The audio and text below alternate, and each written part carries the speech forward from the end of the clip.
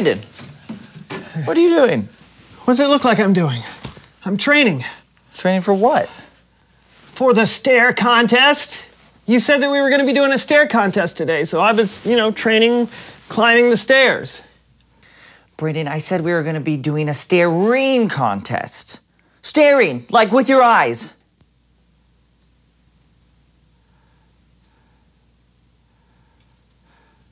Yeah, that makes more sense.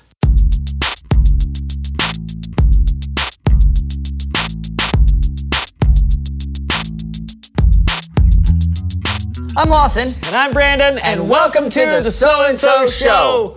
Hey, can I ask you a question, Lawson? You just did. Can I ask you another question, Lawson? You just did. Stop that. You just Stop did. it. Just did.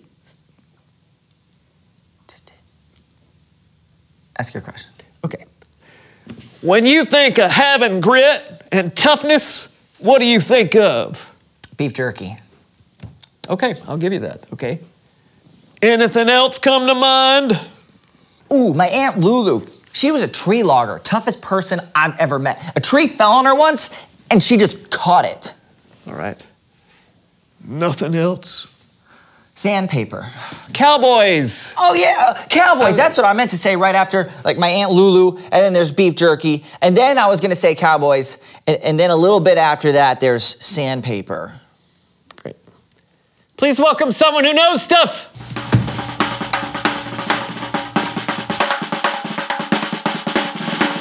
Well, hello, partner. What, I'm just trying to speak the lingo. Yeah. Come on down. Yeah.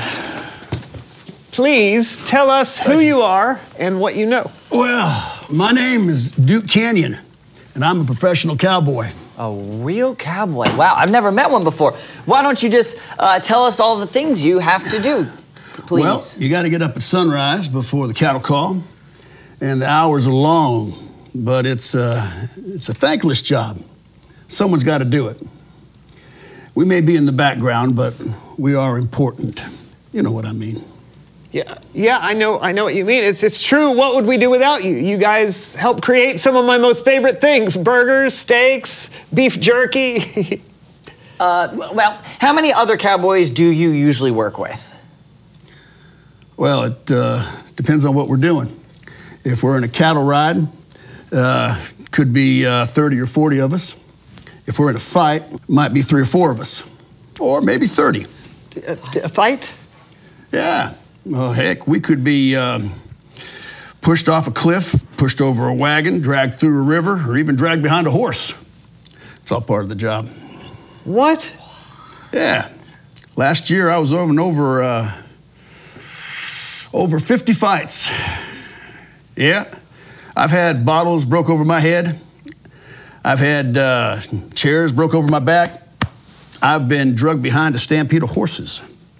It's all part of the job. Why would anyone want to do a job like that? Well, you don't quit the job because it gets hard. You got to keep going. You keep trying. It's all about pushing through, ain't it? Yeah. Now, speaking of that, I think it's about time for me to ride on out of here. Oh, well, thanks for coming on the show. You headed back to your cattle now? No, as a matter of fact, the next one's going to be a train robbery. A train robbery? Yeah. But it doesn't start filming now for another 2 weeks, so I'm going to the Bahamas. The Bahamas? Filming? Yeah, I didn't tell you? Yeah. I'm an extra and a stuntman in Westerns for film and television. Yeah. I didn't mention that. No. An extra? Yeah. So you mean all the fighting, all the bottle breaking, the cliff throwing, and the train robbing was only in the background of a television show? Only? Now, hold on a mo.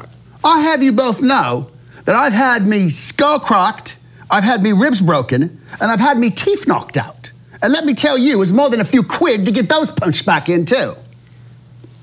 Oh, sorry. I didn't know what a quid is. I'm sorry. That's all right.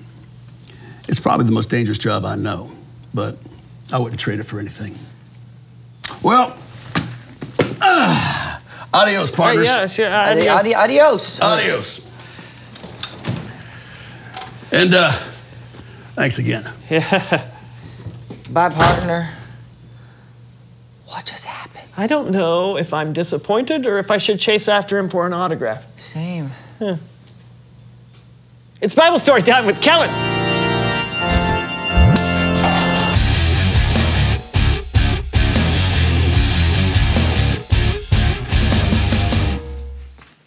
Hey guys, listen, unfortunately something has come up and I can't be with you all today, but don't worry, everything's fine. And I don't want to leave you all high and dry. So I asked my good friend Cameron and he's going to take over for me today. All right? Take it away, Cameron. Hey guys, you know, I think I've seen that cowboy in a show or two. Really? I'd say that dude's got grit, no matter what his job is. No doubt. You got a Bible story for us? I do. It's about someone who I think has even more grit than a cowboy. Oh, and I'm gonna need your help for this story. No problem. It's time for Human Head Puppet Theater. Our story starts with Moses. Let my people go. No, we haven't gotten there yet. Oh. You shall not pass. We're not there yet either. Actually, we're not telling that part. Just hang on. All right, fine. Moses' people, the Israelites, were enslaved by the Egyptian king, Pharaoh. Moses had grown up in the Egyptian palace after being rescued by Pharaoh's daughter. Our story today starts when Moses was around 80 years old. He had long since left Egypt and was living way out in the middle of nowhere. One day, while Moses was out tending his flock of sheep, he came upon something unbelievable. Look! A bush! But this was no ordinary bush because it was on fire and it wasn't burning up. It's on fire!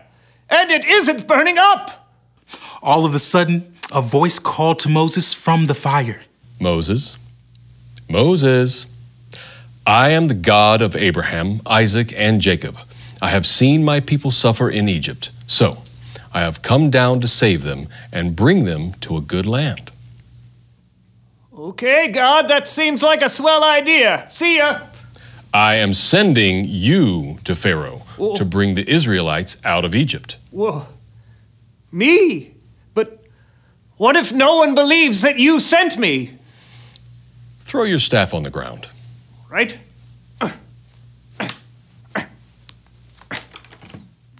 God turned Moses' staff into a snake. Wah! And then back into a staff. Well, that was weird. It was cool, but it was weird. I'm still a little nervous about going back to Egypt. You see, Moses didn't feel like he was the greatest public speaker or the right person for the job and wished God would send someone else. But God knew Moses had it in him, so God promised to help Moses communicate with Pharaoh.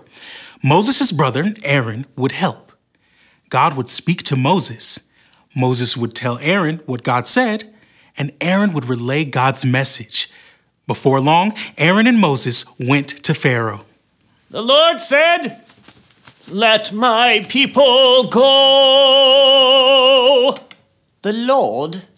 Who is this you speak of, and why should I care what he says? And why is it so hot in the desert? Oh, you know what? I am not going to let your people go. Instead, I'm going to make the Israelites have to work even harder. Man, I'm a good Pharaoh. Well, as you can imagine, the Israelites were pretty mad that Moses made things worse for them. And I think it would be safe to say that Moses was pretty upset too, and probably wanted to quit. But with God's help, Moses kept going. He went back to the Pharaoh by the Nile River. The Lord sent me to tell you to let my people go. But you didn't. So this is how you'll know that God ain't playing. I will strike this water with my staff, and the river will turn to blood. Yeah.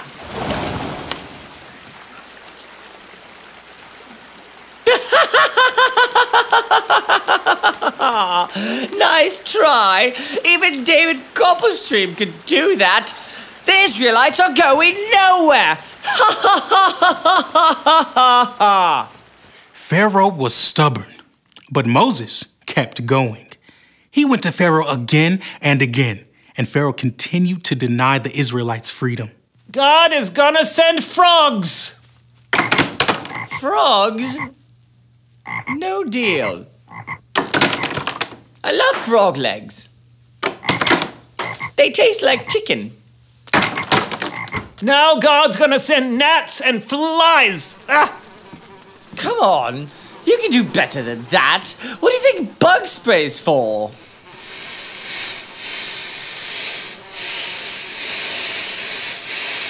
Now all the cows are gonna die.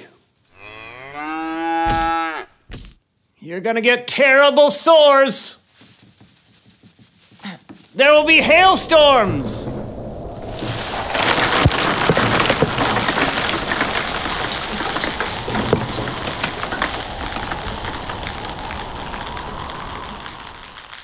And locusts will eat all your crops. Okay, this is getting kind of serious now. Still no. Since Pharaoh couldn't be persuaded, a darkness fell across Egypt for 3 days. And then the last and worst plague of all. The oldest son of every Egyptian family died. Finally, Pharaoh could not deny the power of God. Get out. After hundreds of years, God's people were finally free. But that's not the end of the story. We'll get to that next time. Great story, Cameron. Yeah, thanks for your help. Anytime. Hey, you were right. Moses had a lot of grit. He did. He kept going when things got tough, and God was with him the whole time, helping Moses know what to do and say. I guess like Moses, when we go through hard times, And we will. we just have to remember that God can help lead us through. So we shouldn't give up. Exactly. Sounds like you got it. I guess I'm out of here. Gonna go watch some more Westerns. Adios. Did you know Cameron spoke Spanish? I did. Reveal the question. When have you been through a hard time? Wow, this could be a lot of things. You could be having a hard time at school with someone picking on you, or maybe someone close to you has died. Yeah, or maybe you're having to deal with the consequences of a choice you made that may not have been very wise. Whatever it is, you're not alone. God knows what you're going through and doesn't want you to give up. That's right. Man, we've been through a lot today, Lawson. That's true. Anytime you can cover cowboys, a burning bush, and a singing Moses, you've done pretty well. Yeah. Anyways, thanks for watching. That was the SoAndSo Show, everybody. Goodbye. Goodbye. My cowboy hat. This is my cowboy accent. Howdy, partner. Partner. That's your cowboy accent? Howdy, partner. No, howdy, partner. Clink, clink. What is that? Clink, those my spurs there. okay, Tell okay. you All what. cowboys wear spurs. All right. This town ain't big It's enough not. for the both of us, No, partner. yeah. Draw. Draw. Oh, good, horns. Here, wrap this around me. Here. All right. Try to get away. Now, Got it. hold her tight. Pull it in. Hold him down. No cow. No. Yeah, that's right. We got him. Now you take a branding iron. My Oh, okay. No!